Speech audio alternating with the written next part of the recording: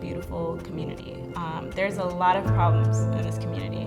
Just poverty, violence, lack of funding for education. It unifies us.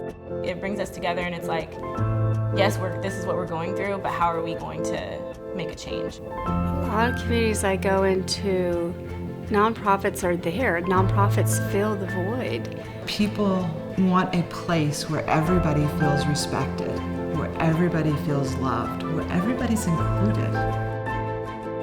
I think there are three very important challenges that nonprofits must meet. The first one is to understand the interconnectedness of their nonprofit into the rest of the community. The Circus Project was founded 10 years ago specifically as a program for youth experiencing homelessness. And then from there, it's grown and expanded, so collaborating with other organizations as a way to bring circus to youth and adults who may not otherwise have access to that kind of opportunity. The lines are definitely blurred between like community, school, church, organization. It all flows together, they all work together. The second thing is volunteerism.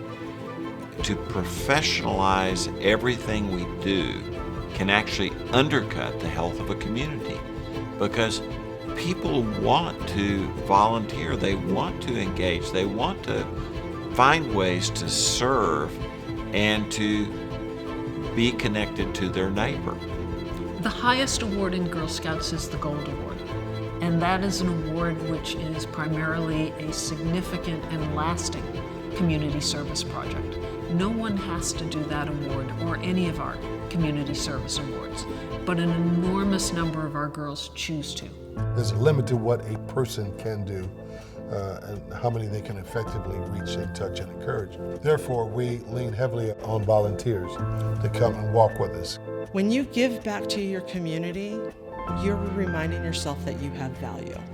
When you have value, you will give it your all to provide for other people, to help other people. And then the third thing is to understand their relationship to the other sectors within the community, the kind of pillars of the community, the business community, the government community, the educational community, whatever it may be, to understand kind of where they fit in and how they can communicate and connect.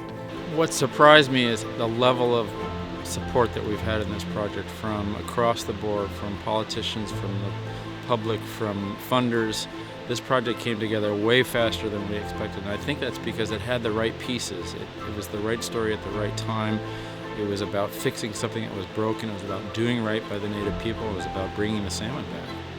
The vision for us now is to look for ways to encourage more congregations to think positively about proactively engaging their neighborhood. We're hoping to see more people think about starting their own businesses and becoming, financially stable through some of the economic development programs that we have. We're just scratching the surface currently, right? We have research teams of faculty members from here and from Berkeley and from, University of Texas or wherever, all coming together here, because we don't think of them as competitors in the typical sense of the word. That's what I think is so special, is that everything we do, we try our very best to put it in the hands where it can be used by people, where it can make a difference in people's lives and in the world.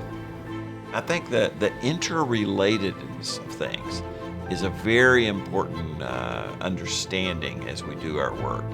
When you impact individuals, it has implications into their families. When you impact families, it has implications into the children's lives or the grandparents' lives or into other friends and relatives' lives.